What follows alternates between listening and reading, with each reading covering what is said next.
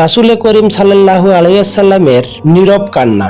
একদিন রাসূল পাক সাল্লাল্লাহু আলাইহি ওয়াসাল্লাম কবরস্থানে গেলেন। কবর দেখে চোখ ভিজে গেল। সাহাবীরা জিজ্ঞাসা করলেন, ইয়া রাসূলুল্লাহ, আপনি কাঁদছেন কেন? তিনি বললেন, আমার উম্মতের কথা মনে পড়ছে। ভাইয়েরা আমার, যিনি আমাদের জন্য কেঁদেছেন, আমরা কি তার কথা ভেবে একবারও কেঁদেছি? ভাই ও বোনেরা আমার, রাসূল পাক সাল্লাল্লাহু আলাইহি ওয়াসাল্লামকে ভালোবাসার প্রমাণ সুন্নাহকে হালকা না ভাবা, অন্যায় করে সবাই করে না বলা, ক্ষমা করে দেওয়া, চরিত্র ঠিক করা। আজ এই নিয়ত করি, আমরা শুধু উম্মত হব না, আদর্শ উম্মত হব। আল্লাহ আমাদের সবাইকে রাসূল পাক সাল্লাল্লাহু আলাইহি ওয়াসাল্লামের ভালোবাসার যোগ্য বানান। তাই নয় কি? একবার ভাবুন।